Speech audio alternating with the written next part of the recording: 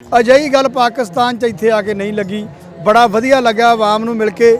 ਜਿਹੜਾ ਇੱਥੇ ਇੰਤਜ਼ਾਮ ਆ ਬੜਾ ਵਧੀਆ ਹੈ ਤੇ ਨਨਕਾਣਾ ਸਾਹਿਬ ਦੇ ਵਿੱਚ ਮੁਸਲਮਾਨ ਭਾਈਚਾਰੇ ਵੱਲੋਂ ਸਿੰਧ ਦੇ ਹਿੰਦੂ ਵੱਲੋਂ ਇੰਨੀ ਜ਼ਿਆਦੀ ਰਿਸਪੈਕਟ ਹੈ।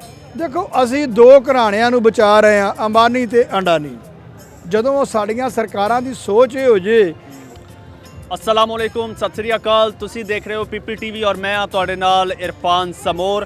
बाबा गुरु नानक देव जी के 552वें गुरपुरब दीयां तकरीबात जारी ने और इत्थे सिख संगतां आ रही ने, जोक दर जोक जत्थे आ रहे हैं। इस टाइम एक ग्रुप मेरे नाल मौजूद है, इन्हां नाल गलबात करने और इन्हां दे विचार जानने। मैनूं लगदा हुण ही आ रहे हो? नहीं जी नहीं, असी रात आ गए सी ते हुण असी मत्था टेकण आए हैं। ਤੇ ਮੈਂ ਪਹਿਲਾਂ 2019 ਚ ਵੀ ਆਇਆ ਸੀ। ਮੈਂ ਬਠਿੰਡੇ ਨੂੰ ਬਿਲੋਂਗ ਕਰਦਾ, ਚੜ੍ਹਦਾ ਪੰਜਾਬ, ਹਰਪਾਲ ਸਿੰਘ ਖਾਰਾ ਐਡਵੋਕੇਟ ਆ ਮੈਂ। ਤੇ ਦੂਸਰੀ ਵਾਰ ਮੈਂ ਇੱਥੇ ਨਨਕਾਣਾ ਸਾਹਿਬ ਆਇਆ, ਬੜਾ ਵਧੀਆ ਲੱਗਿਆ। ਜੋ ਅਸੀਂ ਕਈ ਸਾਲਾਂ ਤੋਂ ਸੁਣਦੇ ਆਉਂਦੇ ਸੀ ਕਿ ਨਫ਼ਰਤ ਦੀ ਗੱਲ ਕਰਦੇ ਸੀ, ਨਫ਼ਰਤ ਦੀ ਸੁਣਦੇ ਸੀ, ਅਜਿਹੀ ਗੱਲ ਪਾਕਿਸਤਾਨ 'ਚ ਇੱਥੇ ਆ ਕੇ ਨਹੀਂ ਲੱਗੀ। ਬੜਾ ਵਧੀਆ ਲੱਗਾ ਆਵਾਮ ਨੂੰ ਮਿਲ ਕੇ। ਜਿਹੜਾ ਇੱਥੇ ਇੰਤਜ਼ਾਮ ਆ ਬੜਾ ਵਧੀਆ ਹੈ। ਮੈਂ ਕਹੂੰਗਾ ਇਹੋ ਜਿਹਾ ਇੰਤਜ਼ਾਮ ਹੈ ਜਿਹੜਾ ਆਪਾਂ ਦੂਸਰੀ ਕੰਟਰੀ ਬਾਰੇ ਜਾਂ ਦੂਸਰੇ ਭਾਈਚਾਰੇ ਬਾਰੇ, ਉਸ ਕੌਮ ਬਾਰੇ ਦੇਖਣਾ ਕਿ ਜਿਨ੍ਹਾਂ ਨੂੰ ਉਹ ਬਿਲੋਂਗ ਨਹੀਂ ਕਰਦੇ ਸੀ, ਪਰ ਉਹ ਫਸਟ ਟਾਈਮ ਤੇ ਦੇਖਿਆ ਕਿ ਇੱਥੇ ਨਨਕਾਣਾ ਸਾਹਿਬ ਦੇ ਵਿੱਚ ਮੁਸਲਮਾਨ ਭਾਈਚਾਰੇ ਵੱਲੋਂ ਸਿੰਧ ਦੇ ਹਿੰਦੂ ਵੱਲੋਂ ਇੰਨੀ ਜ਼ਿਆਦੀ ਰਿਸਪੈਕਟ ਹੈ ਤੇ ਇੰਨੀ ਬਾਬੇ ਨਾਨਕ ਪ੍ਰਤੀ ਉਹਨਾਂ ਦੀ ਜਿਹੜੀ ਸ਼ਰਧਾ ਹੈ, ਮੇਰੇ ਦੇਖੇ ਸ਼ਾਇਦ ਚੜ੍ਹਦੇ ਪੰਜਾਬ 'ਚ ਨਹੀਂ ਨਾ ਹੋ। अच्छा जी, ਹਾਂ, बहुत वड्डी गल करती। ਮੈਂ ਕਹਿੰਦਾ ਇੱਥੇ ਜਿੰਨੀ ਇੱਜ਼ਤ ਇਹ ਕਰਦੇ ਨੇ ਸ਼ਾਇਦ ਸਾਡੇ ਲੋਕ ਇਹਦੋਂ ਪਿੱਛੇ ਰਹਿ ਚੁੱਕੇ ਨੇ। ਪਰ ਜਿਹੜਾ ਪਾਕਿਸਤਾਨ ਦੇ ਵਿੱਚ ਹੈ, ਗੁਰੂ ਨਾਨਕ ਦੇ ਮਹਾਰਾਜ ਪ੍ਰਤੀ ਇਹਨਾਂ ਦੀ ਜਿਹੜੀ ਸ਼ਰਧਾ ਹੈ ਉਹ ਸਾਡੇ ਨਾਲੋਂ ਵੱਧ ਹੈ ਇਹਨਾਂ ਦੀ। अच्छा, लेकिन प्रोपेगेंडा चलता है बड़ा कि जनाब पाकिस्तान च माइनॉरिटीज़ जिहड़ी ने वो सेफ नहीं ने, लोगों को डराया जाता है पाकिस्तान ना जाओ, पाकिस्तान के लोग मार देणगे, पता नहीं की कर देणगे। ਇਹਦੇ ਬਾਰੇ ਤੁਸੀਂ ਤੇ ਬਿਲਕੁਲ ਉਲਟ ਕਰ ਰਹੇ ਹੋ। ਨਹੀਂ ਜੀ, ਗੁਰਦੁਆਰਾ ਤੰਬੂ ਸਾਹਿਬ ਦੇ ਵਿੱਚ ਮੈਨੂੰ ਉੱਥੇ ਬਲੋਚਿਸਤਾਨ ਦੇ ਤੇ ਉਧਰ ਦੇ ਹਿੰਦੂ ਕਾਫੀ ਭਰਾ ਮਿਲੇ ਸੀ ਜਿਨ੍ਹਾਂ ਨੇ ਬੜੀ ਇੱਜ਼ਤ ਕੀਤੀ ਹੈ ਪਾਕਿਸਤਾਨ ਦੀ। ਮੈਂ ਇਹਨਾਂ ਨੂੰ ਇਹੀ ਪਾਸੇ ਕਰਕੇ ਪੁੱਛਿਆ ਕਿ ਤੁਹਾਨੂੰ ਇੱਥੇ ਕੋਈ ਪ੍ਰੋਬਲਮ ਹੈਗੀ, ਜਿਵੇਂ ਇੰਡੀਆ ਦਾ ਮੀਡੀਆ ਬੋਲ ਰਿਹਾ ਹੈ। ਉਹ ਕਹਿੰਦਾ ਬਿਲਕੁਲ ਨਹੀਂ, ਅਸੀਂ ਬੜੇ ਵਧੀਆ ਰਹਿ ਰਹੇ ਹਾਂ, ਪਾਕਿਸਤਾਨ ਸਾਨੂੰ ਕੋਈ ਪ੍ਰੋਬਲਮ ਨਹੀਂ। ਜਿੱਥੋਂ ਲੱਗਿਆ ਕਿ ਵਾਕਿਆ ਹੀ ਇਹ ਜਿਹੜਾ ਦੇਸ਼ ਹੈ ਸਹੀ ਦੇਸ਼ ਹੈ, ਕੋਈ ਪ੍ਰੋਬਲਮ ਨਹੀਂ, ਕੋਈ ਐਸੀ ਘੱਟ ਗਿਣਤੀਆਂ ਨਾਲ ਨਫ਼ਰਤ ਨਹੀਂ ਇੱਥੇ। ਤੇ ਬਹੁਤ ਵਧੀਆ ਮਾਹੌਲ ਲੱਗਿਆ ਮੈਨੂੰ ਇੱਥੇ। ਤੁਸੀਂ ਇੰਡੀਆ ਚੋਂ ਆਏ ਹੋ ਪੂਰਾ ਗਰੁੱਪ? ਅਸੀਂ ਚੜ੍ਹਦੇ ਪੰਜਾਬ ਚੋਂ ਜੀ। ਅੱਛਾ, ਨਾਮ ਕੀ ਹੈ ਆਪਣਾ ਤੇ ਕਰਦੇ ਕੀ, ਪ੍ਰੋਫੈਸ਼ਨ ਕੀ ਹੈ? ਮੈਂ ਹਰਪਾਲ ਸਿੰਘ ਖਾਰਾ ਐਡਵੋਕੇਟ ਆ, ਡਿਸਟ੍ਰਿਕਟ ਕੋਰਟ ਬਠਿੰਡਾ, ਪੰਜਾਬ ਤੋਂ ਆ ਮੈਂ। ਤੇ ਇੱਥੇ ਦੂਸਰੀ ਵਾਰ ਮੈਂ ਆਇਆ। ਅੱਛਾ, ਤੁਸੀਂ ਵਕੀਲ ਕਿਸਾਨਾਂ ਨੂੰ ਸਪੋਰਟ ਕਰ ਰਹੇ ਹੋ? ਨਹੀਂ, ਬਿਲਕੁਲ ਜੀ ਬਿਲਕੁਲ। ਕਿਸਾਨਾਂ ਦੇ ਨਾਲ ਪਿਛਲੇ ਸਾਲ ਤੋਂ 1 ਸਾਲ ਤੋਂ ਉੱਪਰ ਹੋ ਚੁੱਕਿਆ, 26 ਨੂੰ ਸਾਲ ਹੋ ਜਾਣਾ ਹੈ। ਪੰਜਾਬ ਦੇ ਵਿੱਚ 25 ਸਤੰਬਰ ਨੂੰ ਸਾਲ ਹੋ ਗਿਆ ਸੀ। ਅਸੀਂ ਜੱਜ ਕੇ ਉਹਨਾਂ ਦੇ ਨਾਲ ਆ, ਸ਼ੁਰੂ ਤੋਂ ਲੈ ਕੇ ਮੈਂ ਉਹਨਾਂ ਦੇ ਨਾਲ ਰਿਹਾ ਅਜੇ ਤੱਕ। ਅੱਛਾ, ਤੇ ਕਿਸਾਨਾਂ ਨਾਲ ਜੋ ਹੋ ਰਿਹਾ ਬੜਾ ਮਾੜਾ ਹੋ ਰਿਹਾ, ਬਹੁਤ ਹੀ ਮਾੜੀ ਗੱਲ ਹੋਈ। ਅੱਛਾ ਭਾਈਆਂ ਨਾਲ ਗੱਲਬਾਤ ਕਰ ਲਈਏ, ਫਿਰ ਤੁਹਾਡੇ ਨਾਲ ਜ਼ਰਾ ਜਿਹੜਾ ਹੈ ਨਾ ਅਸੀਂ ਕਾਨੂੰਨੀ ਪੁਆਇੰਟ ਆਫ ਵਿਊ ਨਾਲ ਵੀ ਗੱਲ ਕਰਾਂਗੇ। ਕੀ ਨਾਮ ਆ ਜੀ ਤੁਹਾਡਾ ਤੇ ਕਿਹੜੇ ਇਲਾਕੇ ਨਾਲ ਤਾਲੁਕ ਹੈ? ਮੇਰਾ ਨਾਮ ਸੁਖਰਾਜ ਸਿੰਘ ਹੈ ਜੀ, ਨਿਆਮੀ ਵਾਲਾ, ਤੇ ਡਿਸਟ੍ਰਿਕਟ ਮੈਂ ਫਰੀਦਕੋਟ ਨੂੰ ਬਿਲੋਂਗ ਕਰਦਾ, ਪੰਜਾਬ ਤੋਂ। ਤੁਸੀਂ ਵੀ ਵਕੀਲ ਹੋ? ਕੀ ਕਰਦੇ? ਨਹੀਂ ਜੀ ਨਹੀਂ, ਅਸੀਂ ਐਗਰੀਕਲਚਰ ਹੀ ਕਰਦੇ। ਅੱਛਾ, ਤੁਹਾਡਾ ਤੇ ਫਿਰ ਬਹੁਤ ਵੱਡਾ ਮਸਲਾ ਹੈ। ਤੁਹਾਡਾ ਨਾਮ ਕੀ ਹੈ ਜੀ? ਹਰਪਾਲ ਸਿੰਘ ਜੀ, ਡਿਸਟ੍ਰਿਕਟ ਫਤਿਹਬਾਦ, ਹਰਿਆਣਾ ਤੋਂ। ਕੀ ਕਰਦੇ? ਖੇਤੀਬਾੜੀ, ਐਗਰੀਕਲਚਰ। ਅੱਛਾ, ਤੇ ਆਪਣਾ ਤੁਹਾਡੇ ਵੱਲ ਆ ਜਾਂਦੇ ਹਾਂ। ਤੁਸੀਂ ਭਾਜੀ ਕੀ ਨਾਮ ਆ ਤੇ ਕੀ ਕਰਦੇ ਤੇ ਕਿੱਥੋਂ ਆਏ? ਮੇਰਾ ਨਾਮ ਜਗਵੀਰ ਸਿੰਘ ਹੈ ਜੀ, ਪੱਤਰਕਾਰੀ ਕਰਦਾ ਜੀ ਪੰਜਾਬ ਤੋਂ। ਅੱਛਾ, ਪੱਤਰਕਾਰ। ਹਾਂਜੀ।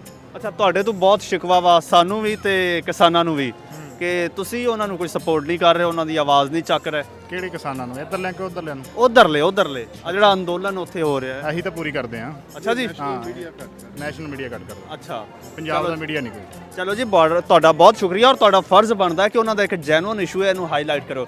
ਆਪਣਾ ਕੀ ਨਾਮ ਹੈ ਜੀ? ਗੁਰਜਿੰਦਰ ਸਿੰਘ ਭੁੱਲਰ ਹੈ ਜੀ। ਅੱਛਾ, ਮੇਰੀ ਡਿਸਟ੍ਰਿਕਟ ਫਾਜ਼ਿਲਕਾ ਤੋਂ ਆਇਆ ਜੀ। ਮੈਂ ਖੇਤੀਬਾੜੀ ਕਰਦਾ ਮੈਂ ਆਪ। ਸਾਨੂੰ ਬਹੁਤ ਵਧੀਆ ਲੱਗਾ ਇੱਥੇ ਆ ਕੇ। ਜ਼ਬਰਦਸਤ। ਤੁਸੀਂ ਕੀ ਨਾਮ ਤੇ ਕੀ ਕਰਦੇ? ਅੰਗਰੇਜ਼ ਸਿੰਘ ਜੀ, ਮੈਂ ਐਡਵੋਕੇਟ ਹਾਂ। ਮੇਰੇ ਸੀਨੀਅਰ ਨੇ ਹਰਪਾਲ ਸਿੰਘ ਖਾਰਾ ਵਕੀਲ ਸਾਹਿਬ ਜੀ। ਮੈਂ ਤੁਸੀਂ ਵੀ ਜ਼ਰਾ ਕਰੀਬ ਆ ਜਾਓ, ਇਹਨਾਂ ਦੇ ਨਾਲ ਹੀ ਵਕਾਲਤ ਕਰਦਾ। ਜ਼ਰਾ ਕਰੀਬ ਆ ਜਾਓ, ਜ਼ਰਾ ਤੁਹਾਡੇ ਨਾਲ ਅੱਜ ਜ਼ਰਾ ਕਾਨੂੰਨੀ ਗੱਲਾਂ ਹੋ ਜਾਣ। ਮੈਂ ਕਾਨੂੰਨ ਬਾਰੇ ਬਹੁਤਾ ਤੇ ਨਹੀਂ ਜਾਣਦਾ, ਲੇਕਿਨ ਜਿੱਥੇ ਹੱਕਾਂ ਦੀ ਗੱਲ ਆਉਂਦੀ ਹੈ ਤੇ ਉੱਥੇ ਫਿਰ ਕਾਨੂੰਨੀ ਤਰੀਕਾ ਹੀ ਹੋ ਸਕਦਾ ਜਿਹਦੇ ਨਾਲ ਹੱਕ ਮਿਲ ਸਕਦੇ ਨੇ। ਵੈਸੇ ਜ਼ੋਰ ਜ਼ਬਰਦਸਤੀ ਨਾਲ ਤੇ ਹੱਕ ਲੈਣਾ ਬਹੁਤ ਮੁਸ਼ਕਿਲ ਹੈ, ਕਿਉਂਕਿ 14 ਮਹੀਨੇ ਹੋ ਚੁੱਕੇ ਨੇ, ਕਿਸਾਨ ਬੈਠੇ ਨੇ ਆਪਣੇ ਹੱਕਾਂ ਲਈ ਲੇਕਿਨ ਨਹੀਂ ਮਿਲ ਰਹੇ।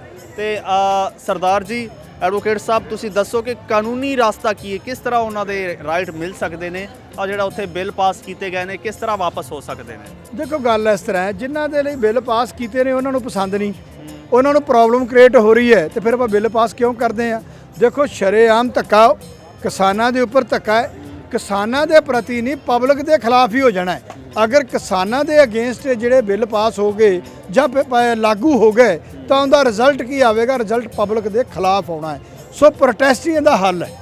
ਸੋ ਸੁਪਰੀਮ ਕੋਰਟ ਨੇ ਤਾਂ ਸਟੇ ਕੀਤੇ ਹੋਏ ਨੇ ਤੇ ਪਰ ਇਹਦਾ ਜਿਹੜਾ ਹੱਲ ਹੈ ਉਹ ਪ੍ਰੋਟੈਸਟ ਹੈ, ਹੋਰ ਕੋਈ ਹੱਲ ਨਹੀਂ। ਅੱਛਾ, ਸਟੇ ਚੱਲ ਰਿਹਾ ਹੈ, ਸਟੇ ਹੋਇਆ ਹੈ? ਇਹ ਸੁਪਰੀਮ ਕੋਰਟ ਨੇ ਕੀਤਾ ਹੋਇਆ ਹੈ, ਪਰ ਗੱਲ ਇਸ ਤਰ੍ਹਾਂ ਨਾ ਜੀ, ਸਟੇ ਤੋਂ ਅੱਗੇ ਪ੍ਰੋਟੈਸਟ ਤਾਂ ਚੱਲਣਾ ਹੀ ਚੱਲਣਾ ਹੈ। ਕਾਰਨ ਕਿ ਕੱਲ ਨੂੰ ਬਾਈ ਚਾਂਸ ਕਿਸੇ ਪੁਆਇੰਟ ਤੇ ਆ ਕੇ ਸਟੇ ਵਕੇਟ ਹੋ ਜਾਂਦਾ, ਸਟੇ ਟੁੱਟ ਜਾਂਦਾ ਹੈ ਤਾਂ ਉਸ ਤੋਂ ਬਾਅਦ ਲੋਕਾਂ ਕੋਲ ਇਕੱਲਾ ਪ੍ਰੋਟੈਸਟ ਹੀ ਰਹਿ ਜਾਂਦਾ ਹੈ। ਸੋ ਜਿਹੜਾ ਪੰਜਾਬ ਦਾ ਕਿਸਾਨ ਹੈ, ਪੰਜਾਬ ਦੇ ਕਿਸਾਨ ਦੇ ਨਾਲ ਹਰਿਆਣਾ ਵੀ ਨਾਲ ਹੀ ਹੈ ਤੇ ਮੇਰੇ ਦੇਖਣ 'ਚ 100% ਸਰਕਾਰ ਨੂੰ ਝੁਕਣਾ ਪੈਣਾ ਹੈ, ਉਹ ਝੁਕੇਗੀ ਐਂਡ ਤੇ ਆ ਕੇ। ਅੱਛਾ, ਤੇ ਆਪਣਾ ਤੁਸੀਂ ਇਹ ਦੱਸੋ ਜ਼ਰਾ, ਸਰਕਾਰ ਨੂੰ ਜਿਸ ਤਰ੍ਹਾਂ ਤੁਸੀਂ ਕਿਹਾ ਕਿ ਐਂਡ ਤੇ ਝੁਕਣਾ ਪਏਗਾ, ਹੁਣ 14 ਮਹੀਨੇ ਤੋਂ ਬੈਠੇ ਨੇ ਔਰ ਕੀ ਲੱਗਦਾ ਹੈ ਸਰਕਾਰ ਕਿਉਂ ਨਹੀਂ ਝੁਕ ਰਹੀ? ਵਜ੍ਹਾ ਕੀ ਹੈ? ਦੇਖੋ ਅਸੀਂ ਦੋ ਘਰਾਣਿਆਂ ਨੂੰ ਬਚਾ ਰਹੇ ਹਾਂ, ਅੰਬਾਨੀ ਤੇ ਅਡਾਨੀ। ਜਦੋਂ ਸਾਡੀਆਂ ਸਰਕਾਰਾਂ ਦੀ ਸੋਚ ਇਹ ਹੋ ਜੇ ਕਿ ਅਸੀਂ ਬਚਾਉਣਾ ਹੀ ਦੋ ਘਰਾਂ ਨੂੰ ਹੈ, ਇਹ ਸਾਡੇ ਕੀ ਲੱਗੇ, ਉਹਦਾ ਰਿਜ਼ਲਟ ਮਾੜਾ ਨਿਕਲਦਾ ਹੈ। ਕਿਸਾਨ ਫਿਰ ਵੀ ਬਹੁਤ ਵਧੀਆ ਨੇ ਜਿਹੜੇ ਸ਼ਾਂਤਮਈ ਬੈਠੇ ਹੋਏ ਨੇ। ਦੇਖੋ 600-700 ਬੰਦਾ ਜਿਹੜਾ ਹੈ ਉਹਨਾਂ ਦੀ ਡੈਥ ਹੋ ਚੁੱਕੀ ਹੈ, ਉਹ ਸ਼ਹੀਦ ਹੋ ਚੁੱਕੇ ਨੇ, ਪਰ ਕਿਸਾਨਾਂ ਨੇ ਫਿਰ ਵੀ ਕੋਈ ਧੱਕਾ ਨਹੀਂ ਕੀਤਾ। ਸਰਕਾਰ ਜਾਣ ਬੁੱਝ ਕੇ ਉਹਨਾਂ ਤੇ ਅਟੈਕ ਕਰਦੀ ਹੈ, ਉਹਨਾਂ ਨੂੰ ਤੰਗ ਪਰੇਸ਼ਾਨ ਕਰਦੀ ਹੈ। ਪਰ ਮੈਂ ਕਿਸਾਨਾਂ ਦੇ ਕਹੂੰਗਾ ਸਦਕੇ ਜਾਈਏ ਉਹਨਾਂ ਦੇ, ਉਹ ਬੜੇ ਸ਼ਾਂਤੀ ਨਾਲ ਰਹਿ ਰਹੇ ਨੇ ਤੇ ਸ਼ਾਂਤੀ ਨਾਲ ਰਹਿਣਾ ਵੀ ਚਾਹੀਦਾ ਉਹਨਾਂ ਨੂੰ।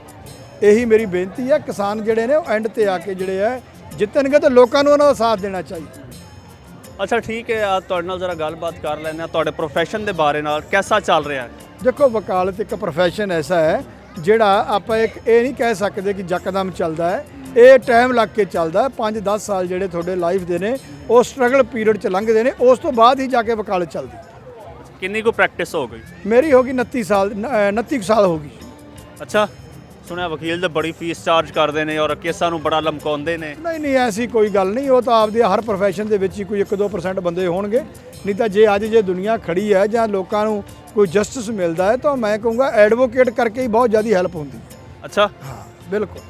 ਅੱਛਾ, ਇੱਥੇ ਪਾਕਿਸਤਾਨ ਦੇ ਐਡਵੋਕੇਟ ਜਿਹੜੇ ਹੁੰਦੇ ਆ ਉਹ ਜਨਾਬ ਗੱਡੀ ਦੇ ਉੱਤੇ ਨੀਲੀ ਬੱਤੀ ਲਾ ਲੈਂਦੇ ਆ ਔਰ ਜਿਹੜੀ ਗੱਡੀ ਦੀ ਨੰਬਰ ਪਲੇਟ ਆ ਉਹ ਹਰੀ ਕਰ ਲੈਂਦੇ ਆ ਔਰ ਬੜੇ ਜਨਾਬ ਸ਼ਸ਼ਕੇ ਨਾਲ ਤੇ ਬੜਾ ਰੋਬ ਝਾੜਦੇ ਆ। ਉੱਥੇ ਵੀ ਐਦਾਂ ਚੱਲਦਾ ਹੈ? ਨਹੀਂ, ਰੋਬ ਝਾੜਨ ਦੀ ਗੱਲ ਨਹੀਂ, ਇੱਕ ਸਟੇਟਸ ਹੁੰਦਾ ਹੈ। ਇੱਥੋਂ ਦੇ ਐਡਵੋਕੇਟ ਬਾਰੇ ਮੈਨੂੰ ਪਤਾ ਨਹੀਂ, ਉਹਨਾਂ ਦਾ ਕੀ ਬਾਰ ਕਾਉਂਸਲ ਦੇ ਕੀ ਉਹਨਾਂ ਦੇ ਪ੍ਰੋਵੀਜ਼ਨ ਹੈ ਜਾਂ ਕੀ ਰੂਲ ਹੈ, ਉਹਨਾਂ ਦੇ ਬਾਰੇ ਮੈਨੂੰ ਨੌਲੇਜ ਨਹੀਂ ਇਹਦੇ ਬਾਰੇ ਪਾਕਿਸਤਾਨ ਬਾਰੇ।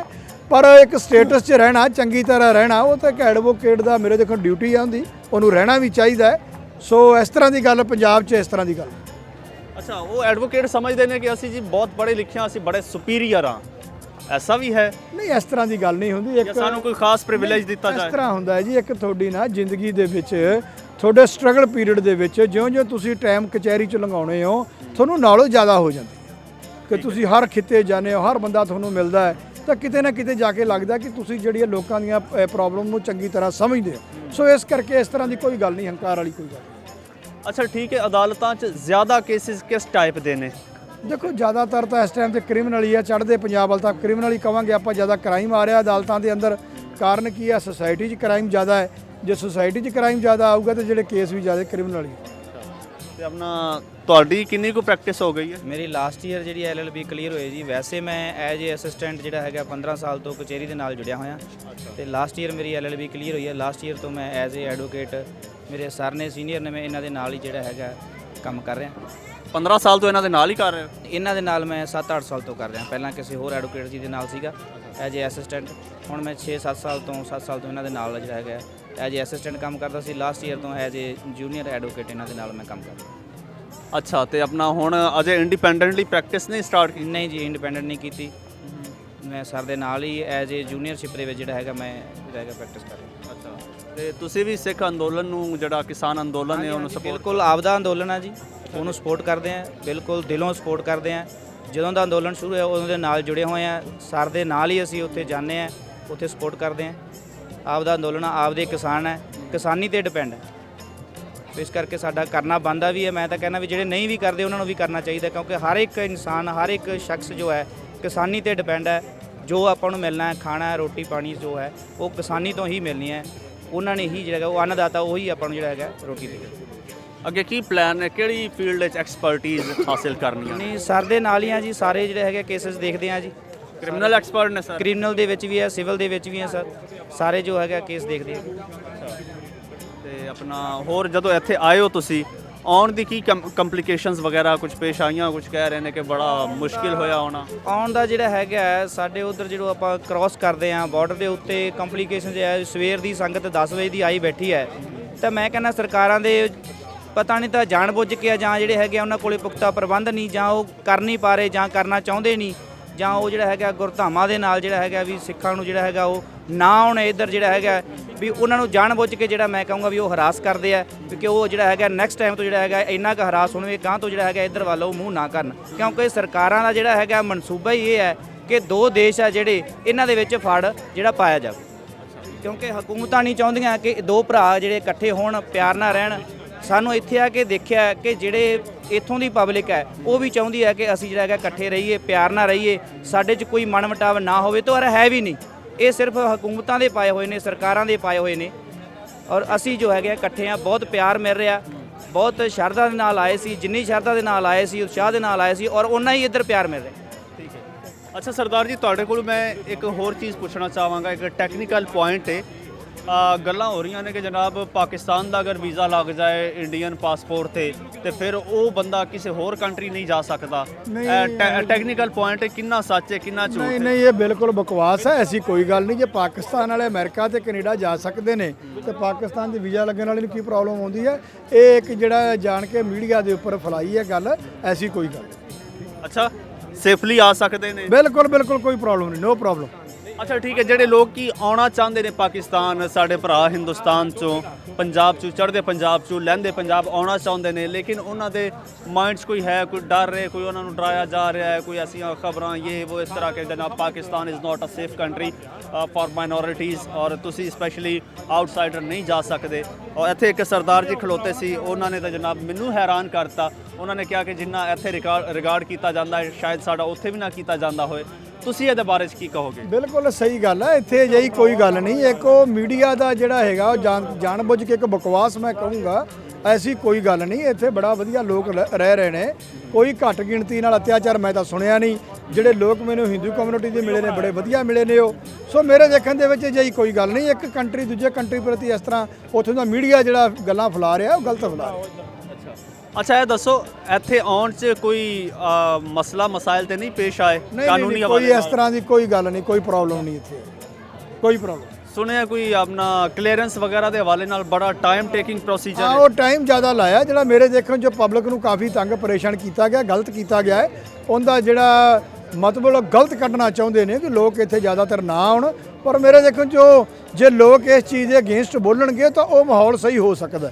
ਜੇ ਅਸੀਂ ਚੁੱਪ ਕੀਤੇ ਇਸ ਤਰ੍ਹਾਂ ਉਹਨਾਂ ਦਾ ਡਿਕਟੇਟਰਸ਼ਿਪ ਬਰਦਾਸ਼ਤ ਕਰਦੇ ਰਹੇ ਫਿਰ ਤਾਂ ਕਰਨਗੇ।